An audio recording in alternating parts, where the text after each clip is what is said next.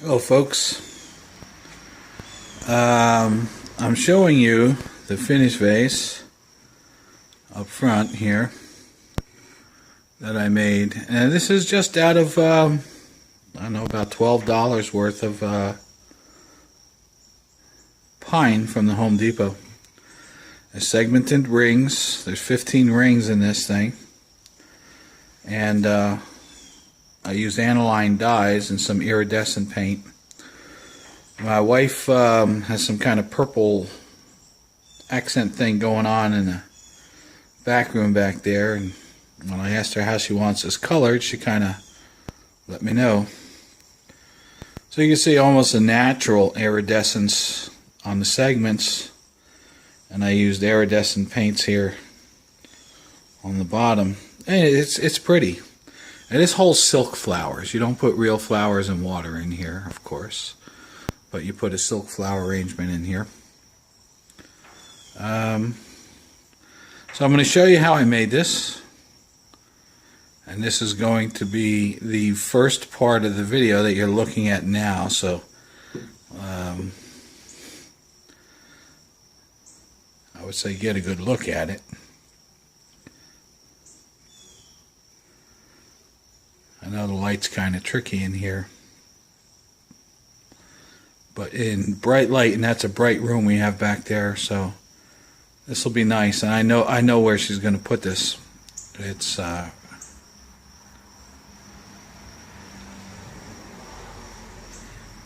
so I'm going to show you how this is done. This is probably about 13-14 inches long. And doing it with rings is a hell of a lot easier than doing it with a big log, I guess. I don't know. And the inside, of course, I left natural. So stay tuned, and we'll see how this was made. Okay, the first thing you got to do in a project like this is, I found it's best to just lay it out on graph paper so you get an idea, so you don't waste a lot of material. Like I said in the intro to this video, the exotic material for this thing is, upwards of $100. So you want to buy as little of it as possible. So I found the best thing to do is to lay out actually in real size in graph paper. Of course, if you're doing a larger project, you use bigger graph paper. And then you have a series of your layers here, or the ring numbers. I start at the bottom and work up to the top. And these dimensions here are the actual finished dimensions and the thickness of the segment. The thickness will vary depending on the angle, but on the top it has to be thicker than when it's almost perpendicular down at the bottom. And there's a couple of tools we can do to use that. I'll show you that in a second. If you Google segmented turning calculator, you could come up with a number of sites. I like this one here. You can put in your dimensions and everything, and then it gives you a length of cut with the angle that you want, whether you're using 12 segments or 8 segments or 40 segments or whatever you're using. Another good one is kind of simple is this one down here, and just to demonstrate, it'll give you a number of sides. So I'll put in 12, it'll give you outside diameter, I don't know, put in 5. The input ring thickness, that is a thickness that you need to go from here to here. So remember, we're going to be turning this away, so you have to have something that's thick enough to take this whole radius. So let's just say, for shits and giggles, 3/4 of an inch. and then it asks you to put our cut angle in there, and actually it doesn't ask us to put the cut angle in there. Those are the parameters. We hit calculate, and it'll tell us what our cut angle has to be, which in this case is 15 degrees, and it'll tell you the inside segment length, the segment thickness that is required, and the outside segment length, which is the important one. That's how long you have to make the cut here to here, and that's how you can figure out your material. So anyway, there's a whole bunch of stuff. It's free on the internet. Just Google it, and of course there's programs you could buy if you're really going to get into the art of this. So that's basic. You can't do a segmented turning project without laying it out first, or you're just farting in the wind, in my opinion. Now, being that I've decided to make this project out of select pine rather than spend $100 for exotic material just to give it a go, and I'm going to use analine dyes to finish it, so I'll come up with something. Hopefully it will be nice. But I got this, these are 1.5 by 1/2 inch select pine boards, and they're milled pretty good. This is how they come. And I needed one of these, well, actually less than one of these, about 4 feet of these actually. And then the others I ripped down to 1 inch and 3/4 inch. So that will be the thickness of my segments. These are for the larger diameter rings, and these are for the smaller diameter rings. And I bought 2 8-footers and 1 6-footer. It was a total cost of about $15. Alright, so my segments on the what do you call this thing? A miter chop saw. It's the Hitachi. It's really good. It gives me a nice accurate angle. I use a piece of AZAC for a stop.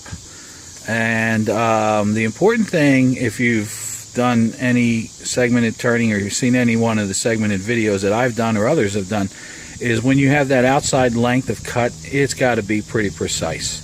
So I don't use a tape measure to measure that. I use my dial vernier calipers, and I try to get it within 10,000ths of what it's supposed to be. So that means fucking around with the stop a little bit until you get it just right. And I use sacrificial scrap wood for that. And then I use my protractor, my digital protractor, to make sure my angle is right.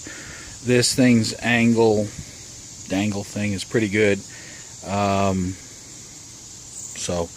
And I put, of course, I got a better than the stock blade that comes with it. So that's what we'll be cutting these things on. Okay, now I have this pile of segments here. Each one of these little piles represents one of the layers of our vase here, gradually expanding diameter. This pile here is the base, 1 and 2, and then I have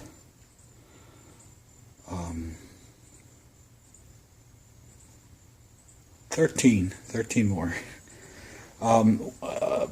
Point out here, you know, I make witness marks when we're doing segments, so you can orient them the same way and take the any saw error, no matter how minuscule, it's out. It's also a good idea now to, when you're doing a project like this, number, because each one of these has a different segment length, and hence will make a different diameter ring. They're all cut at the same 15-degree angle, but they will make a different diameter, so you don't want to get these mixed up.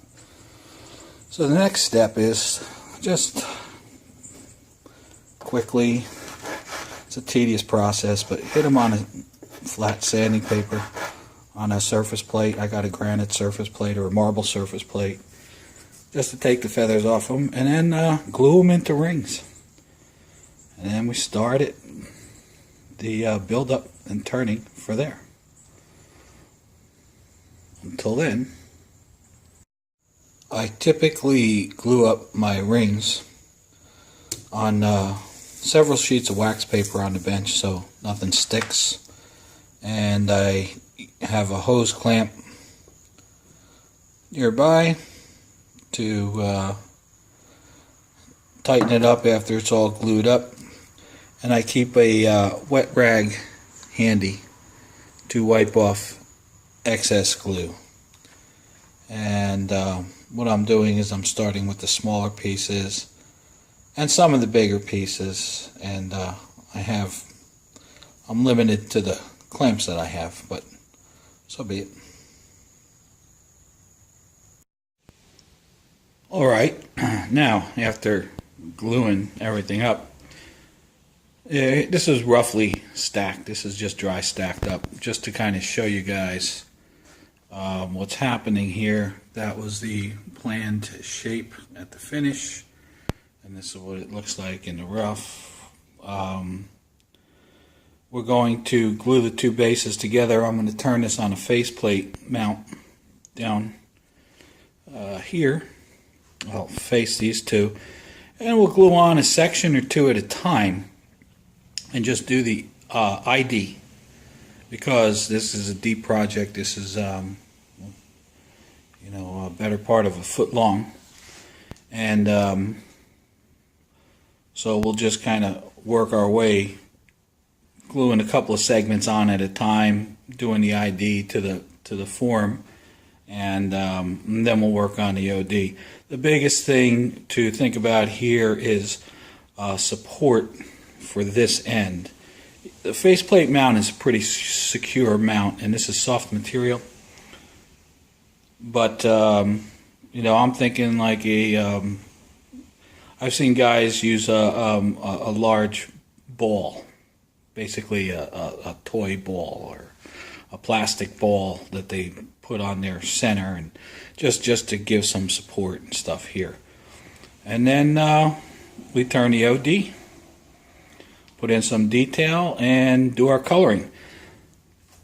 Now you see, a project like this, if this was a log, this was just a straight piece of wood, you have an awful lot of hogging to do. And some say, well, I guess if you could pick up a log and you could do it, that's fine.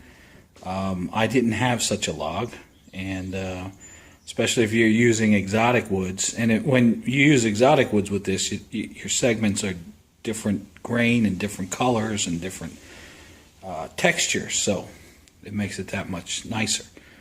So anyway, what we're going to do, well, this glue's all dry. We have to transfer our ring numbers to a spot. We just need one, because we're going to hit these on the belt sander just to flatten them down. We're not looking for exactly parallel or anything. We just want them smooth and flat. And I'm going to do that as soon as it stops raining. Okay, now a welcome to the Need a Tool, Make a Tool section of my video. As I said, I wanted to have something to hold this ring when it's way out here, like a live center or something like that, which I don't have anything that big.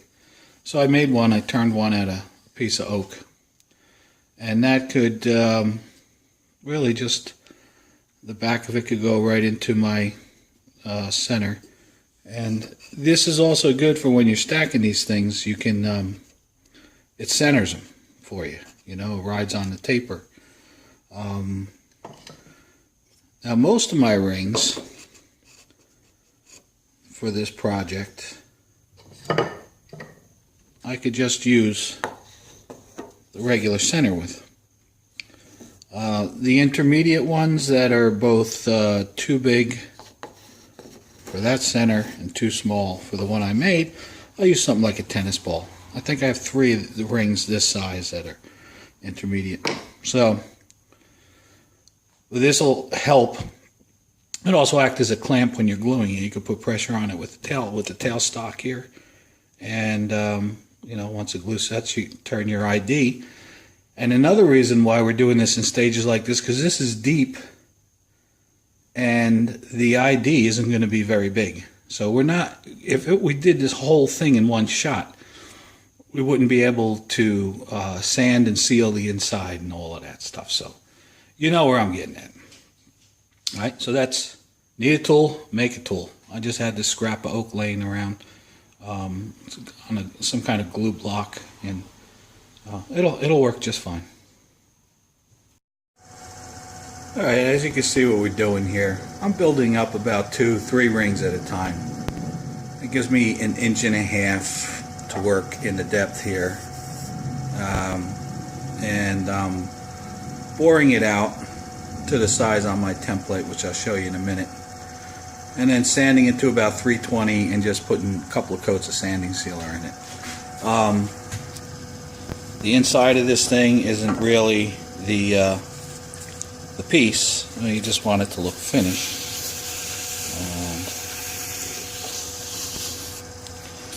But doing it this way enables me to get the inside without having to worry about going through a piece that's over 1 foot long.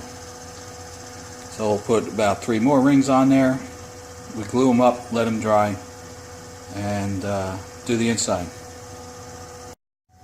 Trying to keep our inside profile close to this. Like I said, we'd worry about it from the finished perspective after we got the wider parts, but down here we keep it about what the template is, so we don't have too thin of a wall when we turn the OD. I got it all glued up. I got the front part of the ring trued up anyway, and I have my cones in there to act as a tailstock piece. And now I will use my bowl gouge to get this thing turned to profile and do a little bead work and shaping on the base and finish up what's left of the inside and all that stuff.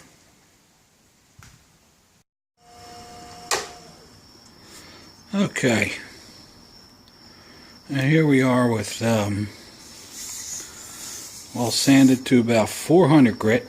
Not about, I sanded it to 400 grit. And I have 4 coats of my sanding sealer on it. So the next thing to do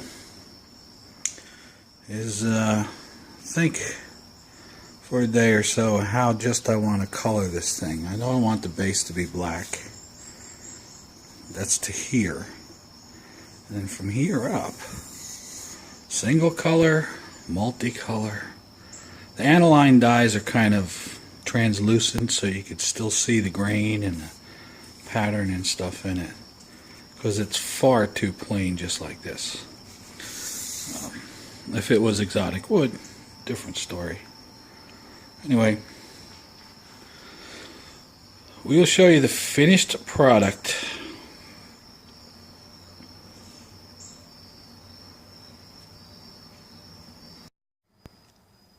My wife wanted it purple. Was going to do a multicolored. She has some decoration thing going on there, and it's kind of got a purple theme, so she wants purple accent pieces. I left the base a little bit darker, and I want to put some iridescent on that, but this almost has like a natural iridescence in it. So we'll give that a couple of coats of lacquer, and I left the inside natural, of course, and see how it fares.